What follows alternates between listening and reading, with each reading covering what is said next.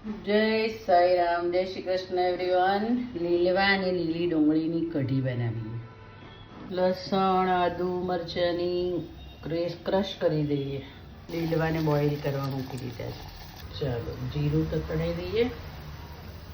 બાજુમાં લવિંગ તજ નાખી દીધા છે.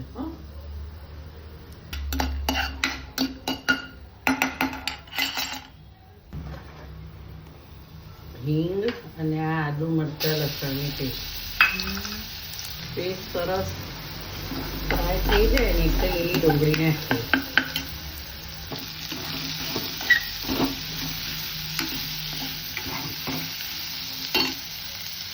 લીલી ડુંગળી મસ્ત ફ્રાય થઈ ગઈ છે, એકદમ મસ્ત.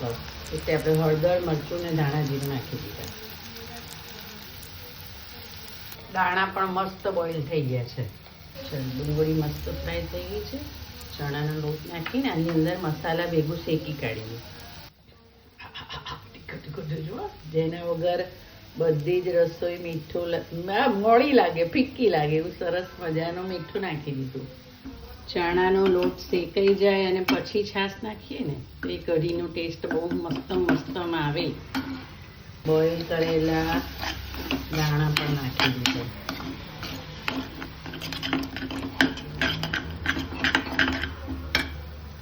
થોડું પાણી નાખી દીધું. અમારે ઘરે બહુ ખાટી છાશ કોઈ નહીં ભાવતી, ખાટી કઢી નહીં ભાવતી, એટલે થોડું મીઠું, અડધું પાણી અડધી છાશ, સાવધાન. ચાલો કઢી લગભગ 10 થી 15 મિનિટ સુધી ઉકળવા દીધી છે અને હજુ પણ 5-1 મિનિટ ઉકાળીશ.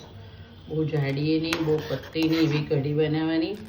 તેથી રોટલો, ખીચડી, કઢી, ગોળ, ઘી, મરચાં, મોજે મોજ ને રોજે રોજ.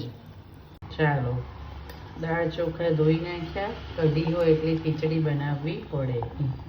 હળદર, હિંગ અને આદુ, મરચાં અને મરી સાદી ખીચડીમાં નાખી દેવાના. બહુ મસ્ત લાગે. ખીચડીને બિલકુલ 1 મિનિટ પણ પલાળી નથી.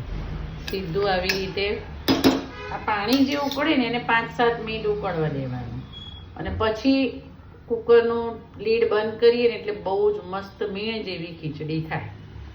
આજે છે ને રોટલીનો લોટ અને બાજરીનો લોટ એટલે ઘઉં બાજરાની આજે ભાખરી બનાવવાની છે. બહુ મજા આવે. 50-50 લેવાનું બંને. નમક, ભાખરી બનાવવાની છે ને એટલે પછી તેલ તો નાખવું જ પડે, મજા ન આવે નહીંતર ભાખરીમાં. સરખું મુઠ્ઠી પડે ને એવું મોયણ નાખવાનું. બાજરા અને ઘઉંની ભાખરીનો લોટ મસ્ત બાંધી દીધો. ખીચડીમાં નમક કમ છે. ખીચડી સરસ 3-4 મિનિટ ઉકળી ગઈ છે. હવે લીડ ઢાંકી દઈએ. જેમ ભાખરી કરીએ ને એ જ રીતે પછી ભાખરી કરવાની, દબાવીને પછી ફૂલાવડાવવાની. જો ઘઉં બાજરાની કેવી મસ્ત ભાખરી થઈ છે. જુઓ ઘઉં બાજરાની ભાખરી કેટલી મસ્ત થઈ છે. એકલા રોટલા જ બનાવાય એવું નહીં, ભાખરી પણ બનાવાય.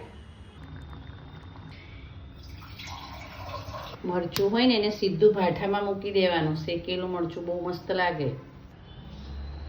ચાલો જમવા.